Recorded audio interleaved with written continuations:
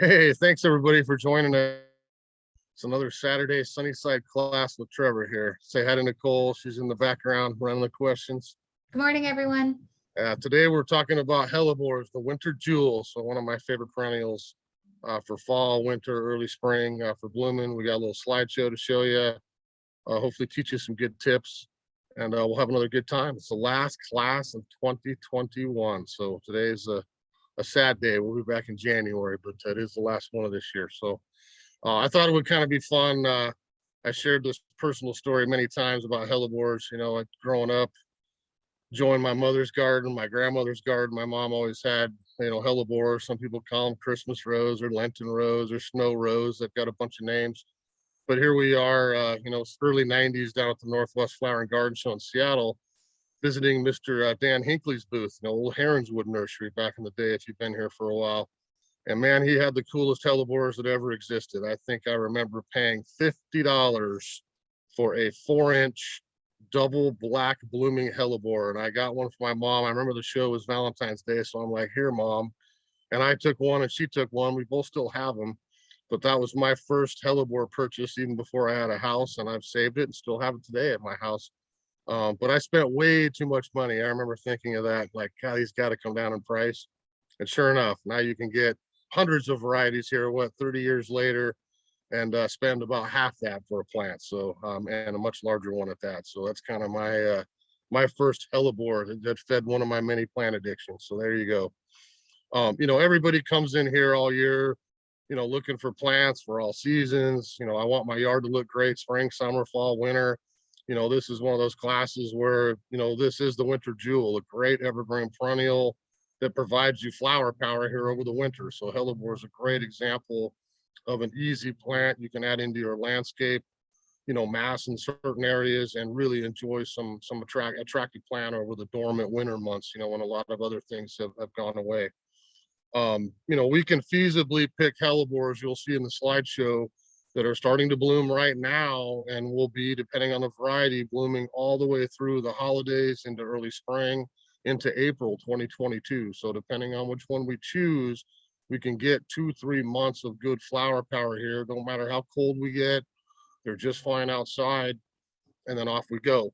I brought just a couple plants and I'll show you for the slideshow, but a nursery like Sunnyside, we carry way too many varieties, first of all. So sometimes you come in and it's like, okay, we got pictures out on them, signs out. There's a lot of options, a lot of subtle differences between the varieties. You'd probably be like me, look at some, they look awful close. Some aren't too different, but certainly a lot of color options and a lot of growth habits. When you come down, you can find, a quart start. This is just a little quart plant, a little bigger than a 4-inch, save you some money. You can see they're old enough. I still got flower buds coming out here. This is a fall bloomer. This is Camelot, one of the gold collection series.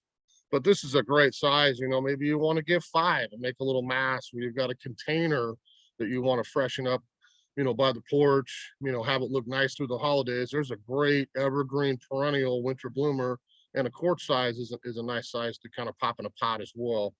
We also have gallons. This is most of our inventories in bigger gallons. You can see nice plants. Again, here's one of the early bloomers. Can't remember who this is. I think this is Merlin or Marlin. This is Marlin. So this is one, again, just starting to bud out now for fall, and I will have blooms to enjoy on this here all the way through Christmas. So a couple months of flower power again with evergreen foliage.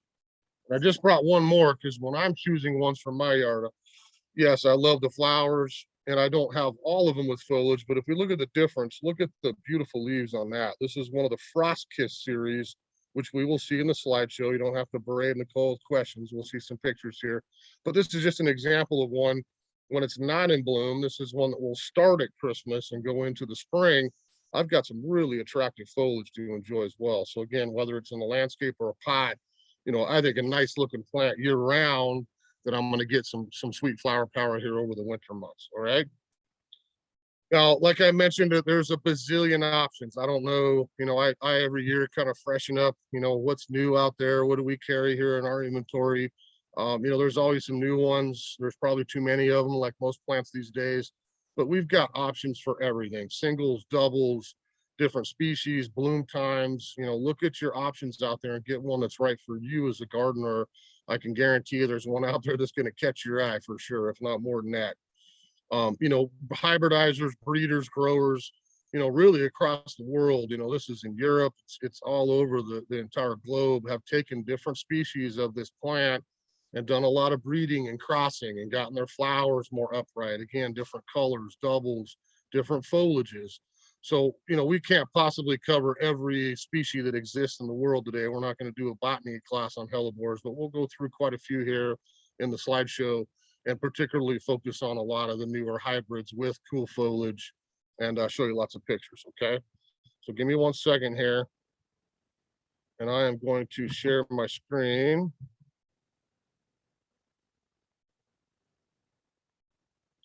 So there you go. There's me. I probably always forget to say my name at the beginning because I figure everybody's watched too many of my classes here in 2021. But I'm Trevor, our general manager here, and we are doing the Hellebore class today. So if we do a couple of, just kind of basics across the board, what am I considering some attributes of hellebores that I want to take? Here's a few to kind of keep in mind. As a reminder, this class is always recorded. You can go back and watch the slideshow if you like.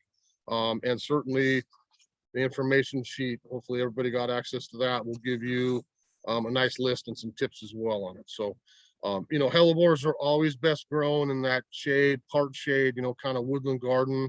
I will tell you, they'll take a little more sun than you think. I wouldn't plant them out in front of a reflected hot brick wall facing south necessarily, but I know in my own yard right here in Everett, I've got quite a few that get sun all day till 2-3 o'clock, and they're perfectly happy. I don't have sunburn. I don't have any watering issues. I think they'll take a little more sun than you think, and certainly a little more sun means a little more flower power as well. So look at the growing conditions. Again, this is an evergreen. We have sturdy evergreen foliage year round. This is a perennial technically, but something that will keep its leaves over the winter months. Always a low clumping habit. We're not talking about a shrub. We're not talking about something's going to get 3 or 4 feet tall. Even the largest species hellebores might get, 2.5 feet, and again, have that clumping growth habit. Not going to get super tall or super wide. They're not invasive. The crown gets bigger, but they don't spread by root system. So every year my plant gets nicer. I get more and more flowers on it. I can always go back and divide it, which we'll talk about, but it's not going to run and spread. So great low clumping habit for border plantings to me. Hellebore is extremely drought tolerant. Always keep that in mind. We talk about drought tolerant plants in almost every one of the classes I do here in different parts of the yard. It doesn't mean I plant a hellebore here this winter and I don't have to worry about it at all next summer. This is always once established. So be sure the first couple summers you mulch it, you water it. Once we get it growing in there, yes, absolutely, hellebores towards the top of the drought tolerance list, and you won't have to do a lot of supplemental irrigation in our summer times here down the road, okay? Now, again, all about fall, winter, spring flower. There's no summer blooming hellebore. We're talking about the cool season side of the garden. And again, a lot of options out there for color, for size, flowers, Pikachu edges, a zillion options you'll see here as we show you a few pictures. And you heard me mention again, I use a lot of, especially the quart size, a lot of the hellebores to pop in winter containers. A lot of us that enjoy gardening have our summer pots out. We've traded them out. We look at winter containers, a little pansy, some texture, some evergreen out of hellebore, and we've still got some flower power there, by the front door, on the deck, wherever we like to enjoy our container gardens. And I finally remember to put it in this time because that was my notes for 2022, but we're always going to mention deer, and I would probably throw rabbits in with that as well. A lot of people are going to be asking about critters. Honestly, hellebore would be one of the most resilient plants against both of those creatures. Deer won't eat it, and neither do rabbits. So keep that in mind. Very, very good for critters. Now, if we talk fertilizing real quick, we've got, you as a gardener have tuned in today to hopefully learn a couple tips, and learn how to take care of your existing hellebores. Fertilizing to me is always a key. If you use a good organic fertilizer, like, this is what I have in my garage and use on all my perennials, EB Stone, Rosewood flower food. great organic fertilizer, awesome for the soil. You'll get great results with it. You know, this isn't something I have to go out and do every 6 weeks during the gardening season. We just don't need to fertilize quite that much. If you get in the habit of even twice a year on your hellebores, you know, feeding them coming out of winter, you know, in February, maybe one more dose in May. Maybe if the plant's struggling or it's newly planted and you'd like to get a little bigger size quicker, maybe we do one more time in July, early August, but that should be plenty. We don't need to pump a lot more fertilizer on than that. We kind of want slow and steady. They'll always get great flower set as long as we do a little bit of feeding on there, okay? So twice a year is probably plenty. That's when I do mine always coming out of winter, and then I kind of see how the spring goes. If the plants look great, you mulch your yard, you use compost, all the good things we always talk about. You may not even have to do the second dose, but certainly two is plenty. Now, this is the time of year with all the perennial classes and shrubs, everybody's asking, when can I dig it up? When can I move it? When can I divide it? You know, all these kind of winter projects that we want to do when it's dormant. No different with hellebores here. We want to make sure that we attack our transplanting and division here now that we've cooled off in the fall, and we can have near 100% success moving things around, doing some division, and certainly sharing them more for your plants, or maybe you share a little bit with your neighbor kind of thing. So as we're planting them, you know, with all the things I talk about, always use compost, compost, compost. I want to take my native soil, got a little pile from the hole I dug, usually twice as wide, twice as deep as the container. I'm going to use that native soil and backfill my hole, 2/3 native, 1/3 compost. That's going to give me a little bit, make sure good drainage, a little bit of nutrition for quick root development, but I'm not going to fill a little well, you know, with solid compost. My plant's going to want to grow in a little circle in there and say, oh, this is sweet. I don't really want to head out into the native type dirt. So always use that good mixture and a good organic fertilizer. Rose and flower food's fine. Maybe you have Sure Start around. That's a little bit, again, help the root system. It's always fun to fall because we're wet. We've got rain. It's been incredibly wet this year, as I kind of half smile. But this is the time of year we're going to have great root development, and you can get things established before we get into that next hot summer season. Okay. I would always mulch, you know, with compost after I plant. You know, typically for me, this is the same thing I'll do with fertilizing. I have the crown of my hellebore. I want to put my rose and flower food around a little rim, rough it in the soil, and then I'll cover that up with an inch or two of compost. But being careful not to bury the crown. That's the one thing you cannot do with hellebores. We're not going to bring bark or compost in and just throw it over the top of our plants. We have to keep that crown, that center part of that hellebore, high and dry. We don't want to make sure that gets buried. So that's the one thing to be real careful of with that. Now, if you're thinking of, you know, planting a hellebore, I would try to talk you into planting a few hellebores, not so Sunnyside can make more money. But, you know, I played with the one here and the one there. I'm telling you, that's good for some areas in the garden. But if you really want to show, you know, think of these things as mass planting. We don't need to go buy 50 unless you've got a large piece of property. That would be sweet. But, you know, we've got a spot in the yard. We put 3 in, you know, maybe it's 3 different colors or 3 of the same if you're OCD like me. You know, we put clumps of these in here and there. It's always going to make a much better presentation and to be more attractive to me in the landscape than just putting in one, you know, and then over another place I have one more. Certainly it's not the end of the world, and there's some places, again, I only have one, but I think you'll be real happy if we say, you know what, I could plant 3 of those in a little triangle there on my border in an appropriate sun location and have a really nice presentation for years to come. Okay. One big thing is always have good drainage. This is not a plant we're going to dig a hole in the hardpan clay, collect a bunch of water, and shove a hellebore in. You're going to struggle right away with that. We want woodland, well-drained, real composty. I don't even mind the sandy soil because the compost will add some structure to that, but we don't want the clay. We have to have good drainage. So if you dig your hole and you hit hardpan glacial till like I do in my yard in some areas, we want to make sure we get that taken care of before we put the hellebore in, because it will struggle if it's too wet, especially over the winter months, okay? Again, I mentioned division and transplanting. If you're going to transplant an existing specimen that's already growing in your yard, or you want to take it it's been there for a few years and it's nice and big and you want to divide it. Both very easy to do, but this is the time of year we want to do that. So before they bloom typically is ideals here. So in the November, December, January timeframe, kind of depending on when your particular variety of hellebore does flower. Okay. And when you relocate them, treat it like you were planting a new plant. Put some food in, get some compost in there, do the same steps as if we were planting a brand new one. Now, pruning, this is a big thing with me, and a little bit of an oxymoron as we talk about an evergreen perennial that I wanted to foliate once a year. I'll be honest with you. I do not like leaving the leaves on my hellebore season to season. This isn't certainly for every single plant, depending on the condition of yours, but, a typical hellebore, I'll borrow this one and you can see it in the camera too. I've got a lot of lovely leaves and this is a new plant. There's nothing wrong with it. If you walked out and looked at yours, maybe you see some foliage that's off color, laying on the ground, older leaves. We can snip those out any time of the year, but particularly here over the winter, I always walk out right at Christmas. Most of my hellebores that I've chosen over the years bloom in January, February, March. I want to walk out there and take all the leaves off. I don't want any leaves left on my plant. One time a year, cut it back. It exposes the crown. I can see all those beautiful flowers as they start to come up. Then I get brand new leaves fresh for 2022.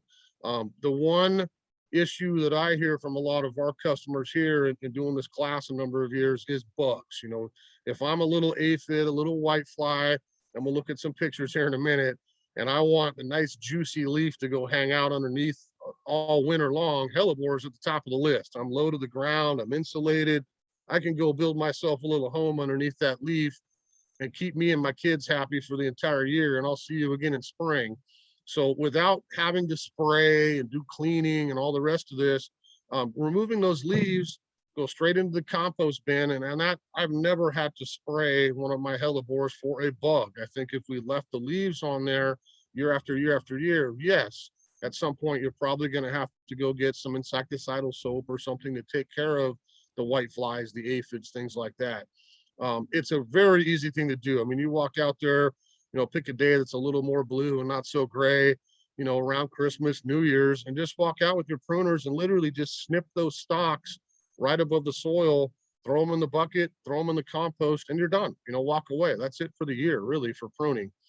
The second half of that, which I mentioned, is, watch as we go through the season. And anytime you see a yellow leaf, something that's maybe it's got a black spot on it, and we'll look at some pictures of some issues.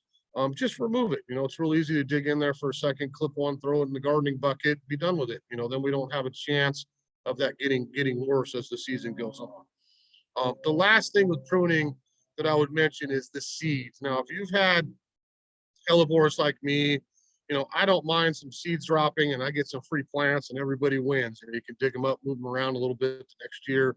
But if you've had certain hellebores certainly seed themselves more than others, you're probably nodding as a gardener. Oh yeah, I got one of those where I walk out and I've got 30 little plants started every year in the mulch right outside my mother plant, so to speak.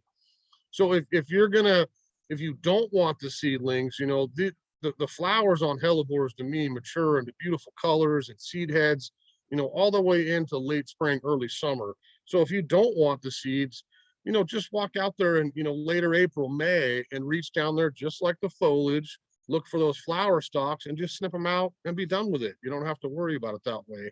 If you let them sit on there to mature, then yes, we're going to have the seed that'll drop into the soil, probably stride itself there over the fall, the winter, the next spring. You're probably going to see some little seedlings grow, which is fine as well. That's totally up to you. Now, we mentioned a couple of the foliage issues, and I found this picture down at the Arboretum because it's a common thing I see in a lot of hellebores, but we would call this hellebore blight. And if you've got a plant that you walk out and you see black stems, you see black spotting on the foliage, you see any issues at all, this is something that I would want to cut out right away. I don't want to wait till winter. If this is something I saw in April or July or whenever, cut those stalks out and let it start over again. A lot of times hellebore blight can be taken out very simply by pruning out the bad stems, the bad leaves, getting the crown cleared out, all the debris out of there, and getting some better sun and air circulation in. Maybe we have to spray the crown a bit to keep it clean as it comes up.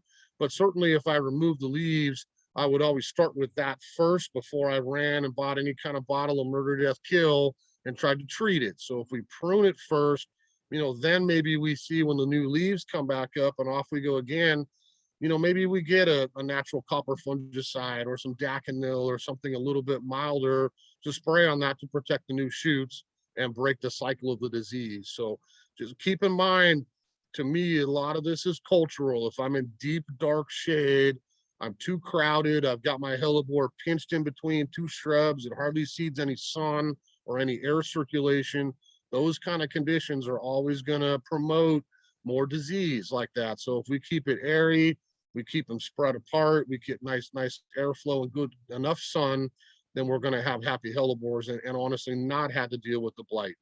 I always use me as an example. I've got hellebores all around both sides of my house these days in different areas, some in more shade, some in more sun. One of them gets zero sun. It's kind of funny, but the zero sun one has never gotten the blight at all in all these years. It happens to be the old Hinkley one I paid too much for that I had mentioned at the beginning. Other ones I have had this, off and on over the years, but I've never had to spray. I simply clean it out of there, make sure leaves and debris and all that stuff has not cluttered up my crown, put some food on it, prune those leaves off, and then off we go again, and it comes right back out and looks much better, okay? Insects is the other half, and again, if you walked out and looked down on your hellebore, you may not see a thing going on, but we flip that leaf upside down and you're like, wow, I could teach a quick little entomology class here. Look at all these little guys crawling around and sucking the sugar out of my foliage in the winter.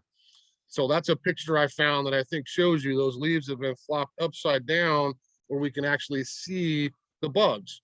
Now, again, for me, I have never walked out and physically sprayed mine. I don't have to get murder, death, kill. I can get insecticidal soap, something very mild if you want to spray. But by walking out and doing that pruning, that one time at the holidays, I get rid of all those leaves, the bug goes with it. You can go ahead and suck some more sugar on that in the compost bin as far as I'm concerned. The new leaves come out and I'm good to go. I haven't had to worry about it. If you've got a pesky insect problem that just doesn't go away, then do the same thing. And then when I get my new foliage back out, get some insecticidal soap, some neem oil, something very natural that we don't poison the environment with. We can coat those bugs on there, take care of the problem and not go the chemical route. Those are very easy little creatures to spray for, and we can go to something on the organic, natural side to do the job. So keep that in mind with bugs. I think if you prune, this is one a lot of people would probably complain about towards the tail end of winter, especially. But if we prune those leaves out once a year, I don't think you're going to have to worry about the bugs. Now, you heard me mention again, growing hellebores in pots. It's a great way. We can do anything in a container. That's always an easy one. All plants grow in pots. You can grow whatever you like.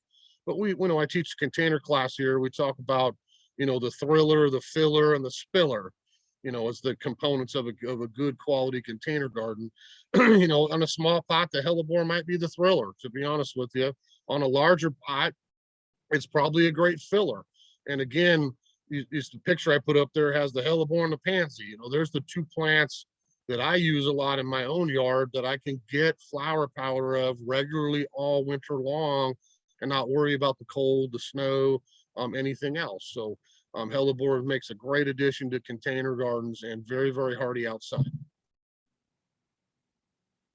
Now, if we look at the landscape, I kind of looked long and hard for a picture I could pillage off the internet that kind of had a nice hellebore garden here. And I think this is a good example because you can see whoever's garden this is, they've done exactly what we've been talking about today. This picture, I would guess, is taken in late January and February, right in the middle of winter.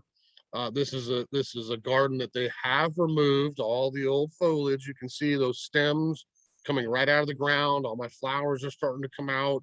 I'm not advocating you to take your whole shade bed and plant 50 hellebores, although that would look pretty cool.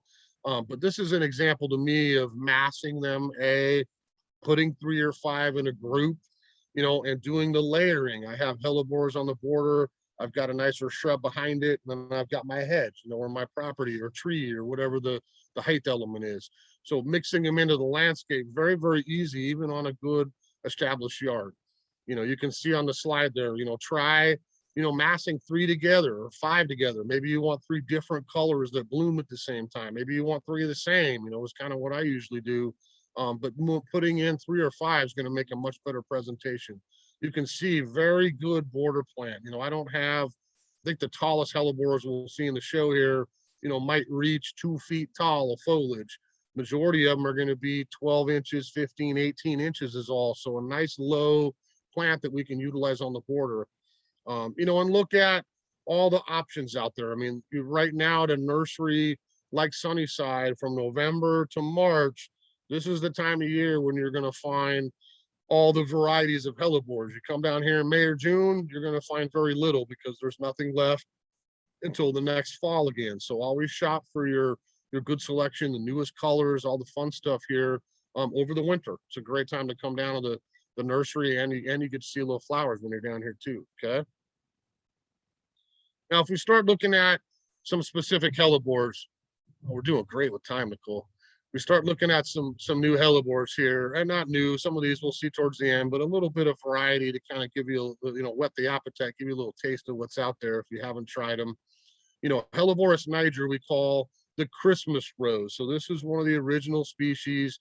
Typically, these are starting to bloom right now, or ones that have this as part of their parentage are starting to bloom here in November, December, into January. Some of the earlier blooming ones that will start here in the fall and go into the winter, not all the way into spring, but into the winter.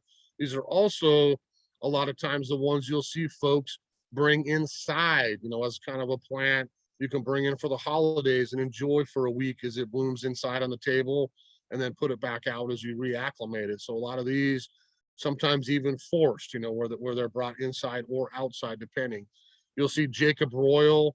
We used to carry an old one called Jacob. Now it's just improved, called Jacob Royal. If it gets more flowers, they're going to replace it and say, yep, gardener's going to be happier because it blooms even heavier. So that's the newest one in that series. Jonas is always a great white one as well. We do have both of those around here at the moment. If we look at the next species on your sheet there, you'll see Hellebores orientalis. This is obviously from the Asian continent, the parentage of these. This is what we typically call Linton Rose. I honestly this is the one I have a few of in my yard, mainly. I could have put, probably 200 different varieties of these on here in a slideshow, and we'd be here till tonight. I thought the collage pictures do it justice. If you look at those 2 slides, look at all the different colors, the spotting, the striping, the different seeds. I mean, we can go on and on.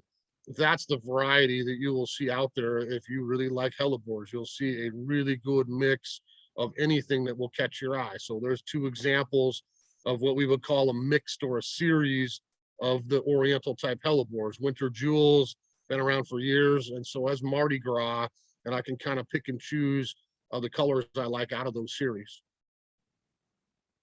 Now, if we look at another species, Fetitis, this is a little bigger one. I hate the name. It doesn't stink. They call it the stinking hellebore, but it's not like skunk cabbage or something. It doesn't smell. It's just another species, typically, again, more Eurasia. I think this one's down like some of the mountains in Afghanistan and some of the Middle East, even as far as a native area. But Fetitis is always going to have a nice bushy habit, maybe a little bit bushier than some of the typical hybrid hellebores. Maybe 1.5 feet tall, a couple of feet wide. It's got a little bit more lace on the foliage, a little bit more texture, kind of a fun one.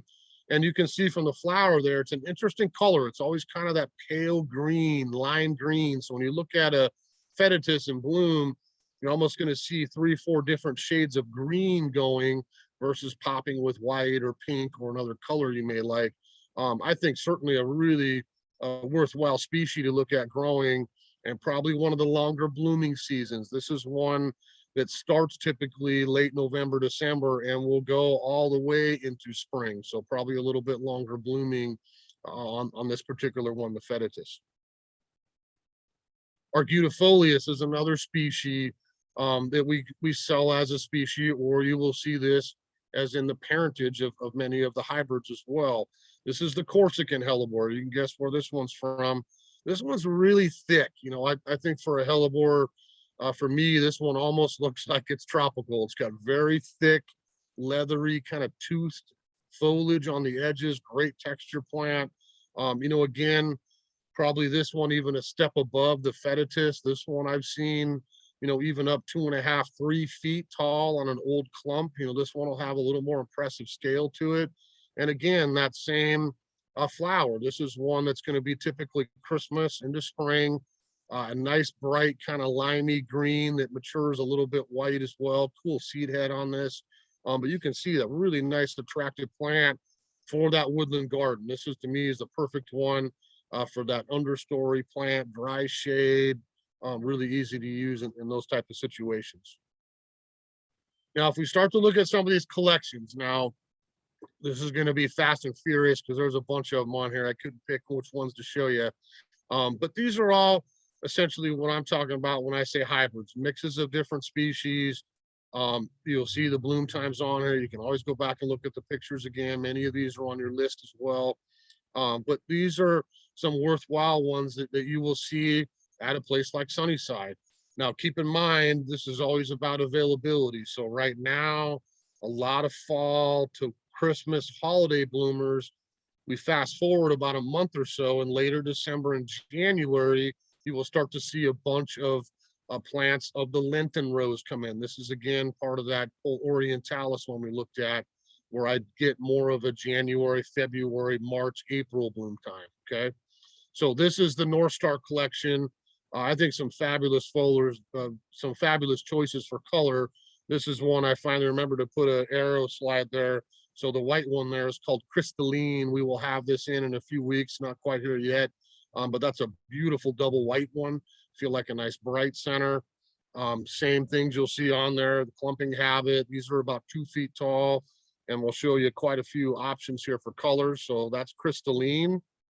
Some really exquisite flowers here. This is kind of more like I paid too much for Mr. Hinckley about 25 years ago. That looks an awful lot like my black double one. But now we call it North Star Plum. So that's got some sweet color. That's definitely a very different one. North Star Ruby, you can see it's got beautiful spotting in the flower. And again, that double flower, really nice contrast with the two colors. North Star Garnet Frills, you know, that almost looks fake to me, like one of those silk flowers. That's really a cool bloom. I might have to end up buying one of those when they come in here this winter, but that's another newer one. And then North Star Pink. If you like pink, that's a great side. I got my pink hat on today. That almost matches that one.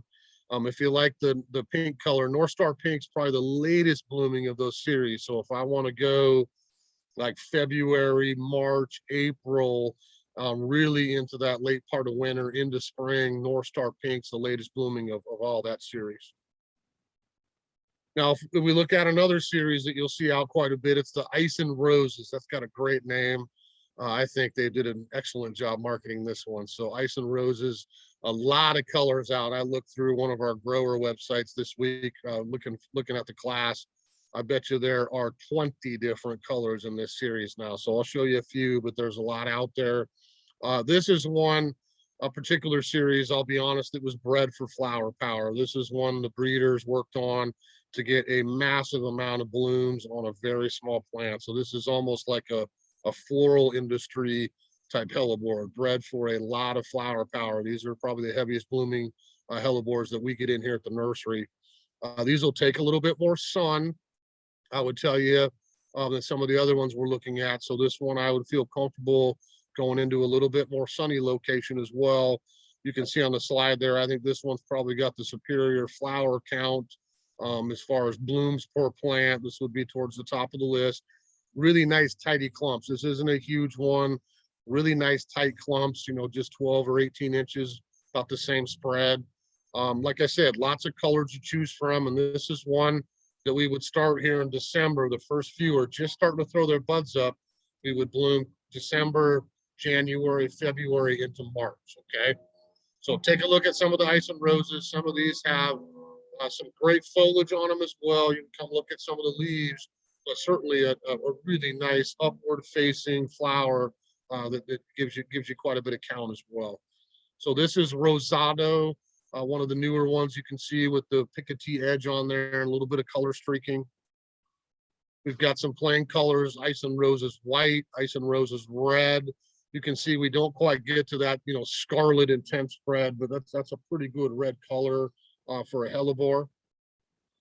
Merlot, with the wine lovers, we get down there a little bit deeper into red color. That's very nice. I'm excited to see this Nightingale. That's another new one this year that I haven't seen yet in bloom in person. I think it's an interesting color, kind of that mix of that reddish purple plum color. Looks very interesting to me. And then we've got ones like Pikachu, that's one that we had in last year as well. If I want that contrast with that white petal and that nice kind of pink edge with a little bit of color in the petals, that's certainly a really attractive flower on that. And then Early Rose is one we'll have in here pretty quick. Just like the rose color bloom, but early just means probably a month. You'll see a color of that a month earlier than some of the other ones. If you want to get a little bit more towards fall and the holidays, that would be one of the earliest of the Ice and Roses to flower. Now, if we go to the next collection here, the gold collection, a lot of these have been out here for a few years. We've had great success with them here. They're popular sellers. And I think some of these, might be some of the better choices for containers, to be honest with you. These are really tight little clumpers, some of them a little bit smaller in scale. But again, a lot of flower power for container gardens or the landscape either way. 10 or 12 inches tall is all we're going to do on most of the gold collection, even a little bit smaller, very heavy flowering again. Typically winter to spring, most of these are going to start in December into January and then go into March or so. And again, we'll look at some of the types of them here. I know our perennial buyer manager, Miss Carrie here, has been here a long time. Love Bug is her favorite. So I promised I'd put a picture of Love Bug on here. She's got that in her yard, and that's one of her all-time favorites. Really heavy flowering, nice tidy little plant to grow. If you want to add a little foliage interest, the variegation on one like Snow Fever is beautiful. We have that one in stock right now. Again, I'm going to have a nice bloom, but that's another one when not in flower. Look at the colors on the leaves. That's got beautiful variegation, even a little pink on the new foliage. So that's a fun one if you want to brighten up a shady area with a little bit of foliage color as well. We've got ones like Monte Cristo. You can see nice and tidy. Crystal Leaf is another one with the silver veining. That's going to have some nice foliage and an attractive flower. But that's one I would buy, honestly, for me, just for the foliage alone. That's a really pretty leaf on that one. And then one like Marlin. You saw me bring one of those up. This is the plant I brought in. There's one grown in a container on somebody's porch for a couple years. Look how beautiful that is in the middle of winter to walk out and see a beautiful hellebore in full bloom. Then we've got the Frost Kiss. This is one I was pretty excited about last couple years as these start to come in from the breeders. To me, this is the ultimate in flower count, the look of the plant, the foliage. A lot of these have beautiful marbling on it. You'll see some leaves in the show here, but I think attractive foliage. It's got dark stems and really pretty flowers. There's some really outstanding members of the Frost Kiss series.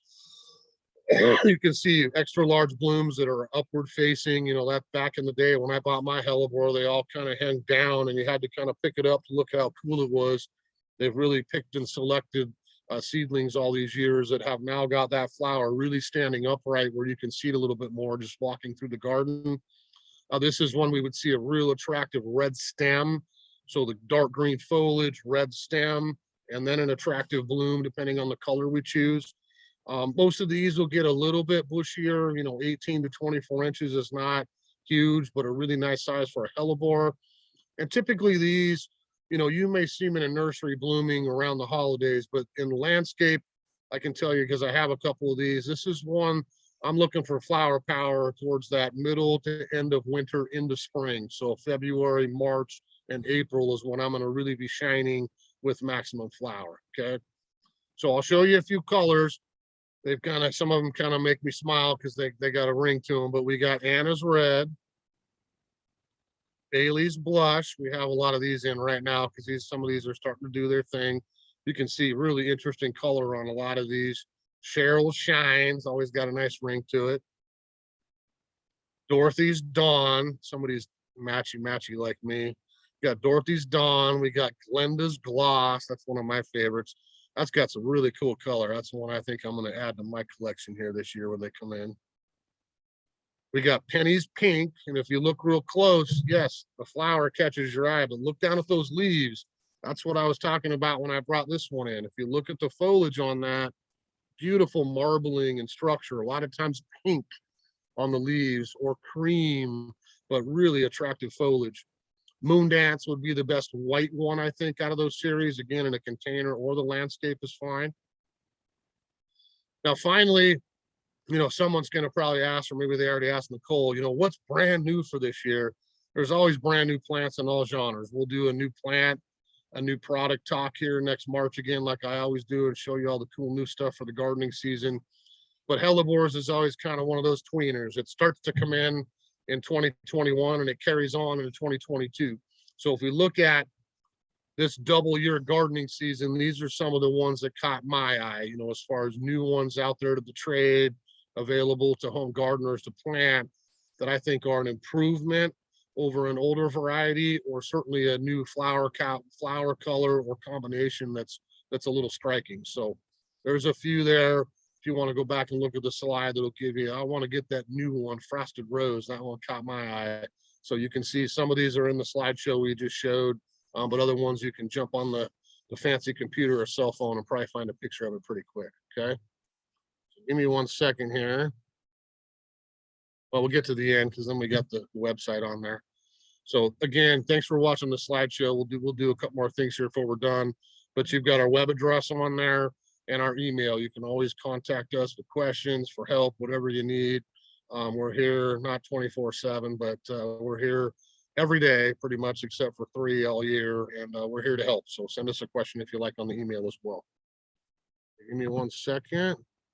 Okay, we'll stop share. So let me just tell you a couple things. Nicole does a wonderful job marketing for our company. She is the master of our website, amongst many other things around here. And we just set up, had our class meeting here a couple weeks ago for 2022. So keep tuned, stay tuned on our website. You're going to see our new class schedule coming out starting in January here fairly quickly. We'll keep adding things as we go through the year. Yes, we'll have some of the major subjects that people never get tired of listening to me talk about, like always, but we're going to really try to tweak them next year. I'm going to try to mix it up a little bit, go a different direction on some of the classes, and not kind of talk about the same 5 plants at every class. So it should be kind of fun. We're gonna mix it up a little bit next year and keep you guys interested that way. So keep in mind, they'll start up in January. This is, I hate to, if I could shed a tear, I would, but it's the last class of 2021. So we get into Christmas mode here, and you'll see us again in January. We'll have it set up here to start off pretty quickly in January 2022. I personally hope the world kind of gets back to somewhat of a normal state next year. I don't know that it will or won't. I think that remains to be seen, but I would hope at some point I can look out here above my computer and see some people in the classroom again. Would be awesome. It's I've gotten used to talking to the camera, but it's still is much more fun interacting with people live. It doesn't change the fact that we're not going to record. We've talked about this now for a year and a half. We've had so much positive response from our customers, from you folks that love these recorded classes. You can jump on in your pajamas and your coffee and do whatever you want. Don't have to drag your butt down here to listen to a class live. So hopefully we'll have both. We would have live classes. Maybe it's limited seating. Maybe it's packed house like it used to be, and we got 150 people in here with me. But we will still record it and offer that as a service from us to you. So you can always say, I don't want to go down there. I'm going to stay home. I'll sit home and watch the recording a little bit later. So we will continue to do that as well. Okay. Now this is the last class, as I'm sad, but next Saturday we start wreath making. We're getting into the holiday season. I start clipping greens this week. Christmas trees are in a week from today. I mean, it's happening pretty fast here. So we'll start wreath making next Saturday. If you haven't done it, I would invite you to jump on our website and explore it. We offer shipping if you're not from around here. We do fabulous wreaths. I mean, this is not your little cookie cutter wreath that we bought in for cheap, and we put a couple branches in and said, here you go. You know, you can make whatever you want or have us make it for you. These are massive, unique, you know, Martha Stewart art quality wreaths, to be honest with you. So lots of options. I would invite you to explore the wreath making.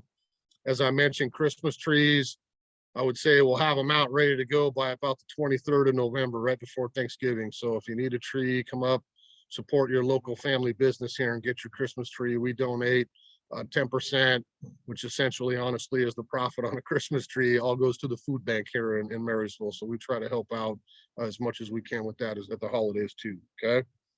So here I talked about Christmas and all kinds of fun things coming up, but I should probably stop there. So I would say have a very safe and enjoyable holidays here, and let's do some questions. Yeah, it feels crazy that we're at the end of the classes. It feels like we just started. It's like a whirlwind. So yeah, it's been fun. And like he said, you know, we always record all of these. We never remove them from our YouTube channel. So you can see last year's, this year's, they're always going to be up there. And then we'll just continue to add as we keep going into 2022 classes. So super, super great. And a lot of really important information all in one place. So that's a nice resource. We have lots of questions about leggy hellebores, whether they're in containers or ground. How do you prevent that? What do you do now before they start blooming? Well, again, to me, it goes back to the pruning. If you've got foliage that's really stretched out, laid on the ground, snip it off. You know, I don't even care if you wait till, you know, Christmas at this point. If you've got some big old foliage that's been on there for a while, get the pruners out, go right down to the crown and snip those stalks and get rid of them. That would keep it a little bit tighter. You know, some foliage that matures is always going to kind of sprawl out a little bit. I'm not, maybe send me a picture of what you're calling leggy, that might help as well. But I think cutting out some of those lower leaves, especially, and eventually, again, what I'm telling you is cut them all out here at some point in the winter and let that thing start over again. You're going to have a brand new, much more compact plant, I think, when it leaves back out. Excellent. We have lots of questions about growing them from seed. Is that possible? Do you have tips on how to get them to bloom? I mean, any tips? Well, you know, tips for growing from, I mean, you can grow anything from seed. I mean, almost, I think every plant that's ever existed at some point is germinated from a seed. So do I know where you can find seeds? Probably not. I'm sure you can get them online somewhere. I would ship you a little packet of hellebore seeds. I mentioned a couple times in my own yard, the same thing happens, and I save some, and other ones I'm like, that's too many. They'll reseed themselves if you let the flowers mature.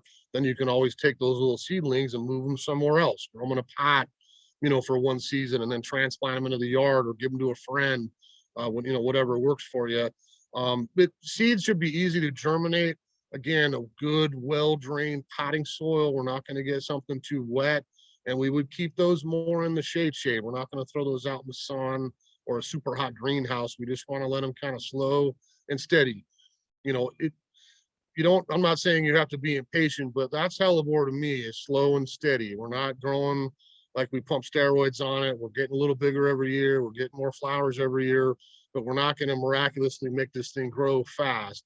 If you started a little seedling, I can tell you from doing it for years in my yard, you know, it's going to be a couple years till you get a flower on it. And the fun part is it's probably not the same one that you have. Sometimes you're going to get a lot of variation. You know, if you collected a few seedlings out from one of your parent plants and grew them, I bet you're going to get some variation in the flower color, the size, a little different foliage. You'll probably get a little variation that way as well.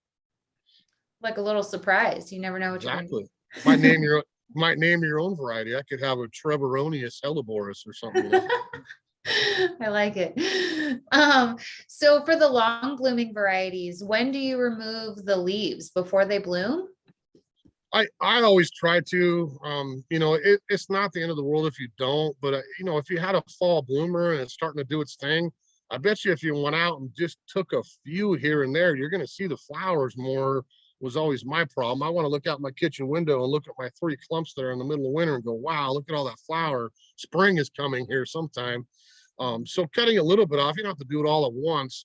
And certainly it's not the end of the world if you haven't done it before it starts to bloom. But if I've got a fall bloomer, typically, you know, even the ones I brought a couple in, you know, if this was an old plant I'm going to have a lot of foliage on a little small plant. And I think even going in and pulling out every other one would probably open it up a little bit, better air circulation. You see the flowers a little bit better as well. Cool. What about, can you plant these in front or on top of spring blooming bulbs, or do you need to be mindful to give them each their space? I have a mix, honestly, with the same spot. Hellebores with Fetitis, little short daffodils, for kind of a nice spring display outside the kitchen window. I'm not going to put them right over the bulbs because the bulbs eventually are going to struggle to get through the root mass of the perennial, but I can put hellebores in and intermix bulbs in the gaps. Absolutely. That's what I do every time. Cool. That's a nice way to mix them together. What about, are they slug resistant? I would say slug resistant. I don't know that anything in our, our little corner of the world is slug immune these days. But it's, again, just to mention slugs, you don't have to get poisoned. Go get Sluggo, natural iron phosphate. If you've had issues with slugs or you've got a lot of slugs, put a rim around the hellebores here in the wintertime and start protecting the crowns. They won't even get in there in the first place that way. What about thrips? Somebody asked. It, maybe a little bit harder to take care of than the aphid, the whitefly, but still, if I had thrips, I mean, there's other bugs that could get on them once in a while. You don't have to go get systemic. If I remove the foliage, again, if they're on the leaves, you're probably done with it. If they're on the flower, again, I would go straight for something like the insecticidal soap. Neem oil does a very nice job on most any kind of bug. If we get it coated, make sure we spray. If you leave your leaves, make sure we get up underneath and on top. And if we get that coated on there, you'll take care of them for sure. Keep in mind, with natural things, that's probably to me, the benefit is I'm not using poison. I'm using something that's absolutely safe for everybody. But maybe I go out and spray and then I go back in 17 days and do it a second time to make sure the problem's corrected. I'm not getting a lazy chemical that I spray systemic on once and walk away and use poison. So if you're using natural things, just make sure you monitor it. Maybe it's 2 or 3 quick sprays a week or 10 days apart. We make sure we take care of the problem. What about using lime pellets around hellebores? I've had a few people ask that over the years. Hellebores doesn't need, super acidic soil like a lot of our plants do in Western Washington. We typically have at least slightly acidic soil, which isn't hurting hellebores at all. But absolutely, if you want to use a little bit of lime pellets, I don't have a problem with that. You would just sweeten up that soil right where that particular hellebore is planted. Tough question. How do you feel about, what's your favorite variety for full sun? Or do you have multiple favorites? Because it's hard to narrow down to one. Yeah, I mean, I again, I want to make sure we're on the same page with the full sun, first of all. So if I'm facing south or west and I'm up against a wall or reflected heat, I'm not going to recommend you do that. If I'm in a garden, I got shade, sun, I got trees, shrubs, like most people, I could care less if it gets a dab of sun all day long, but I'm not going to put it out where it's exposed all afternoon in the summer. So if we take that off the table, I think you could almost do any of them. I wouldn't do the variegated ones in hot afternoon sun. But if I was going to pick one series you saw in that slideshow, I would probably go for Ice and Roses. I think that's the one, talking to our growers, flower count, mix of different color options. That would probably be my first choice, is anything in that series for something that could naturally take much more heat. What about hanging baskets? Can you plant them in those? You could. I'll be honest, I'm not trying to be sarcastic, but my issue is, why would you? If you're hanging your basket up here and my plant's there and it's not hanging down with color, you're probably not going to see the flowers as much. You'd see a couple on the edge. If it's lower, absolutely, you're going to enjoy it. But yeah, you can grow. I mean, hanging basket's no different than a container garden of any size. I can put whatever I like in there. It's going to grow great. I guess my question to that person would be, are you going to see the flowers? Maybe it's hanging outside the window and you look out, it's like, oh, perfect. Yeah, that's a great spot. But most places I have had hanging baskets, I probably wouldn't see the hellebore flowers quite as much. Excellent. I think we covered them all. You guys have been really good and mostly quiet. I think it's a lot of information. It's good, fun information, so absorbing. So if things come up later, hit us up, shoot us an email, give us a phone call. We're happy to answer questions.